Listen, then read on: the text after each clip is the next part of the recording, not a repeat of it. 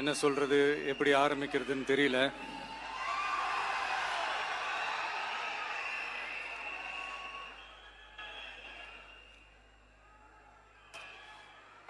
சினிமாவில் எப்படியாவது கஷ்டப்பட்டு வெற்றி அடையணும்னு இருந்த ஒரு சாதாரண அசிஸ்டன்ட் டைரக்டருக்கு பிறந்த ஒரு பிள்ளையா எனக்கும் வாழ்க்கையில் வறுமைனா என்னன்னு எனக்கு நல்லாவே தெரியும், பசினா என்னன்னு எனக்கு நல்லாவே தெரியும். நான் ஒன்றும் பெரிய மன்னர் பரம்பரையிலிருந்துலாம் வந்துடல. உங்களை மாதிரி தான், உங்களில் ஒருத்த மாதிரி தான், உங்க குடும்பத்தில் ஒருத்த மாதிரி தான், உங்க புள்ள மாதிரி தான், உங்க மகன் மாதிரி தான், உங்க அண்ணன் மாதிரி தான், உங்க தம்பி மாதிரி தான்.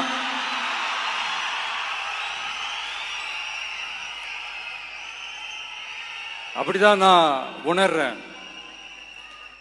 நீங்களும் என்ன அப்படி நினைச்சதுனால தான் சினிமாவில் எனக்கு ஒரு மிகப்பெரிய ஒரு இடத்த ஒன்று கொடுத்தீங்க. இப்போ அதையெல்லாம் விட்டுட்டு உங்களுக்காக நன்றி கடன் செலுத்துறதுக்காக அரசியலுக்கு வந்த உங்க விஜய, இந்த விஜய, நீ வா விஜய், நாங்களா இருக்கோம், பாத்துக்கிறோம். விஜய் தம்பி நீ வா, நாங்க இருக்கோம். விஜய் தம்பி நீ வா, நாங்க இருக்கோம். அண்ணா நீ வாடா, நாங்களா இருக்கோம். நண்பா நீ வா நண்பா, நாங்களா இருக்கோம் சொல்லி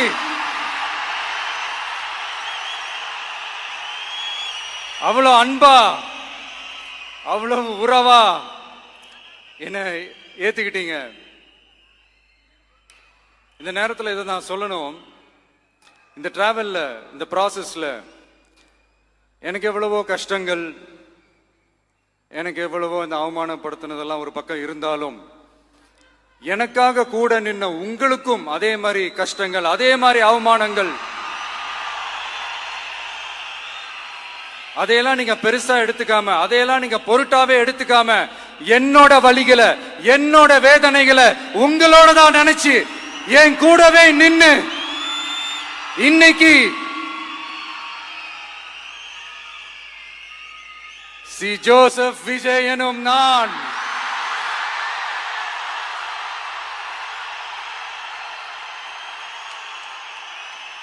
அதை உண்மையாக்கி இருக்கிறீங்க. உண்மையிலே எனக்கு என்ன சொல்றதுன்னு எனக்கு தெரியல. என்னுடைய உறவுகளே, என்னுடைய சொந்தங்களே, நான் ஒன்றும் தேவ தூதன்லாம் கிடையாது. நானும் ஒரு இயல்பான ஒரு வாழ்க்கை வாழ்ற ஒரு சாதாரணமான மனுஷன்தான். நான் முன்னாடியே சொன்ன மாதிரி அது செய்வேன் இது செய்வேன்னு பொய்யான வாக்குறுதிகள்லாம் கொடுத்து உங்களை நான் ஏமாத்த மாட்டேன். எது சாத்தியமோ அது மட்டும்தான் நான் செய்வேன். இம்மிடியட்டா உங்க மனசுல ஒரு கேள்வி ஒண்ணு வரலாம், அப்ப சாத்தியம் இல்லாததை செய்ய மாட்டாங்களா, செய்ய முடியாதா அப்படின்ற ஒரு கேள்வி ஒண்ணு வரலாம். இத்தனை கோடி மக்கள் என் கூட இருக்கும் போது எது வந்தாலும் பாத்துக்கலாம், என்ன வந்தாலும் பாத்துக்கலாம் அப்படின்ற அந்த கான்பிடன்ஸ் என் மனசுல இருக்கு. இன்னொரு விஷயமும் நான் இங்க சொல்லணும். இன்னைக்கு நம்ம தமிழ்நாடு கவர்மெண்ட் இருக்கிற அந்த நிலைமையை பத்தி நான் உங்ககிட்ட நான் சொல்லணும். கிட்டத்தட்ட 10 லட்சம் கோடிக்கு மேல கடன் வாங்கி வச்சுட்டு போயிருக்கிற இன்னைக்கு அந்த தமிழ்நாடு அரசு இருக்கிறப்போ, கஜானாவை சுத்தமா தொடச்சி வலிச்சு வச்சுட்டு போயிருக்கிறப்போ, தூக்க முடியாத சுமையை ஏத்தி வச்சுட்டு போயிருக்கிறப்போ,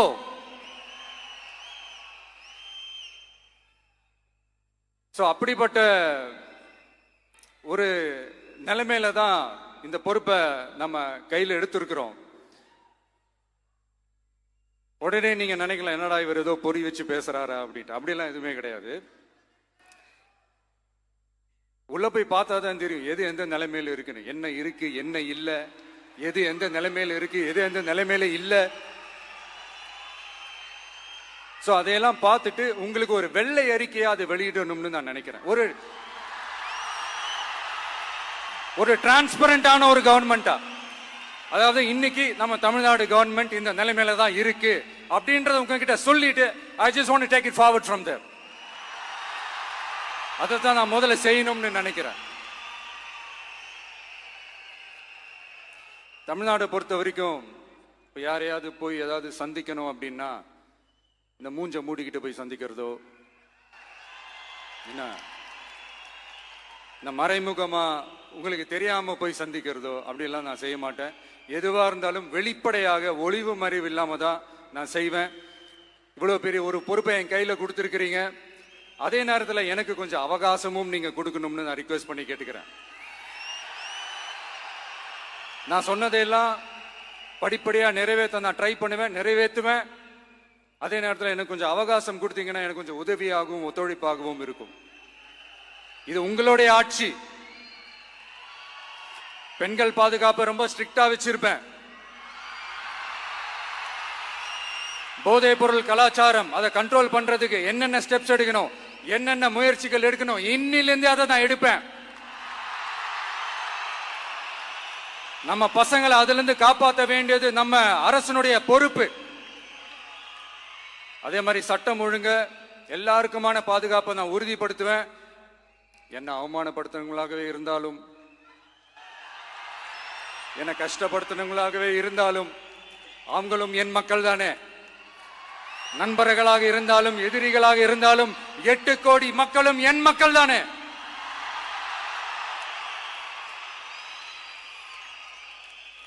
அது மாதிரி இந்த அடிப்படை விஷயங்கள், கல்வி, ரேஷன், மருத்துவம், குடிநீர், சாலை வசதி, பஸ் வசதி, இந்த மாதிரி விஷயங்கள்ல தான் என்னுடைய முதல் கவனம் செலுத்தணும்னு எனக்கு தோணுது.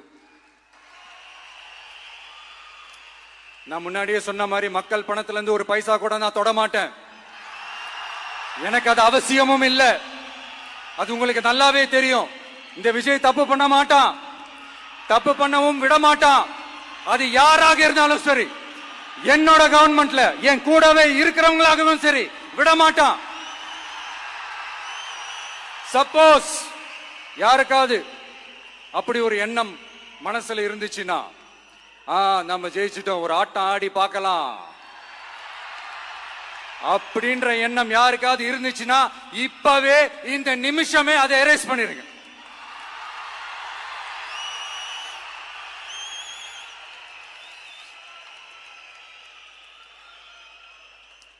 இங்க ஒரே சென்டர் தான், என் தலைமையில் உண்டான சென்டர். இந்த பக்கம் ஒரு சென்டர், இந்த பக்கம் ஒரு பவர் சென்டர், அங்க ஒரு பவர் சென்டர், அதெல்லாம் கிடையவே கிடையாது. இப்பவே சொல்லிடுறேன். பெண்கள், இளைஞர்கள், விவசாயிகள், அரசு ஊழியர்கள், ஆசிரியர்கள், உழைக்கிற மக்கள், மீனவர்கள் எல்லாருமே நம்ம டிவிக்கு அரசுல நல்லா இருப்போம், நல்லா இருப்போம், நல்லா இருப்போம். பிறப்புக்கும் எல்லா உயிர்க்கும் அப்படின்றத நம்ம சமரசம் இல்லாத அடிப்படை கோட்பாடு. சிறுபான்மை சகோதரர்களே, உங்களுக்காக நம்ம டிவிக்கு அரசு கூடவே நிற்கும். உங்களுக்கு அதுல எந்த விதமான சந்தேகமும் வேணாம். இந்து, முஸ்லிம், கிறிஸ்தவர்களுக்கான முகம்தான் இந்த விஜயினுடைய முகம். அதுல 100% நீங்க இந்த விஜயை நம்பலாம். இப்படி ஒரு சூழலை ஏற்படுத்தி கொடுத்த தமிழ்நாட்டு மக்கள், ஒட்டுமொத்த மக்கள், உங்கள் அனைவருக்கும் இந்த நேரத்தில் என்னுடைய நன்றியை தெரிவிச்சு, இன்னொருத்தவங்களுக்கு முக்கியமா நான் நன்றி சொல்லணும். அது இந்த விஜய் மாமாவோட குட்டி நண்பா, நண்பி.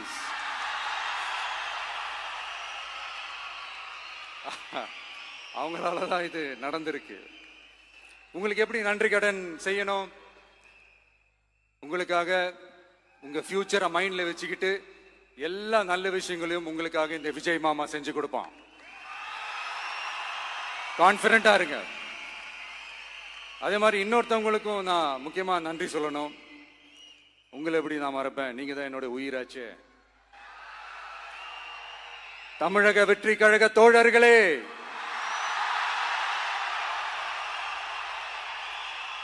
உண்மையில சொல்லணும்னா நீங்க இல்லைன்னா எதுவுமே இல்லை. என்னோட கழக தோழர்களுக்கும், கழக நிர்வாகிகளுக்கும், வாக்கு சாவடி முகவர்களுக்கும், my dear virtual warriors,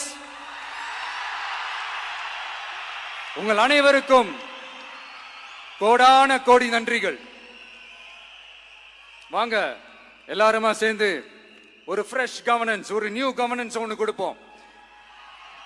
This is a new beginning.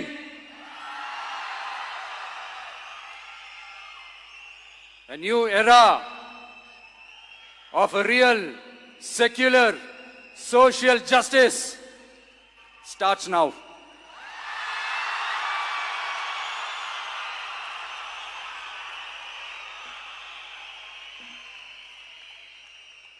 மக்கள் நலன்களை மட்டுமே லட்சியமாக கொண்ட நமது அரசுக்கு பக்கபலமாக நின்று ஆதரவை வழங்கியுள்ள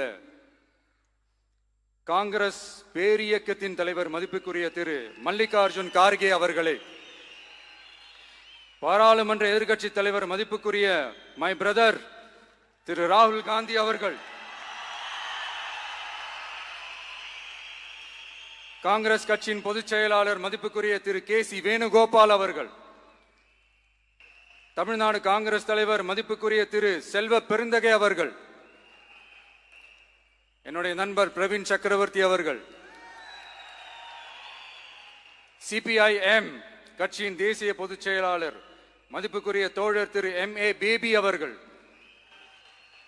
மாநில செயலாளர் மதிப்புக்குரிய தோழர் திரு பி. சண்முகம் அவர்கள், அரசியல் தலைமை குழு உறுப்பினர் மதிப்புக்குரிய தோழர் திரு கே. பாலகிருஷ்ணன் அவர்கள், பாராளுமன்ற உறுப்பினர் மதிப்புக்குரிய தோழர் திரு சு. வெங்கடேசன் அவர்கள், நமது அரசுக்கு ஆதரவு வழங்கியுள்ள விடுதலை சிறுத்தைகள் தலைவர் மதிப்பிற்குரிய அண்ணன் திரு திருமாவளவன் MP அவர்கள், நாடாளுமன்ற உறுப்பினர் மதிப்புக்குரிய திரு ரவிக்குமார் அவர்கள், சட்டமன்ற குழு தலைவர் மதிப்பிற்குரிய திரு வன்னி அரசு அவர்கள், சிபிஐ கட்சியின் தேசிய பொதுச் செயலாளர் மதிப்புக்குரிய தோழர் திரு டி. ராஜா அவர்கள், மாநில செயலாளர் மதிப்புக்குரிய தோழர் திரு M. வீரபாண்டியன் அவர்கள், முன்னாள் தமிழ்நாடு மாநில செயலாளர் மதிப்புக்குரிய தோழர் திரு ரா. முத்தரசன் அவர்கள், இந்திய யூனியன் முஸ்லிம் லீக் கட்சியின் தலைவர் மதிப்புக்குரிய டாக்டர் திரு காதர் மொய்தீன் அவர்கள், நாடாளுமன்ற உறுப்பினர் மதிப்புக்குரிய திரு நவாஸ் கனி அவர்கள், உங்க எல்லாரையும் வருக வருக என்று வரவேற்கிறேன். முக்கியமா இந்த மாதிரி நேரத்தில் எனக்காக நீங்க குரல் கொடுத்ததுக்கும், எனக்காக நீங்க சப்போர்ட் பண்ணி கூடவே நின்னதுக்கும் உங்க எல்லாருக்கும் இந்த நேரத்தில் என்னுடைய நன்றியை தெரிவிச்சுக்கிறேன். கான்பிடென்டா இருங்க, நல்லதே நடக்கும், வெற்றி நிச்சயம். மீண்டும் சந்திக்கும் வரை இல்ல மீண்டும் மீண்டும் சந்திப்போம். நன்றி, வணக்கம்.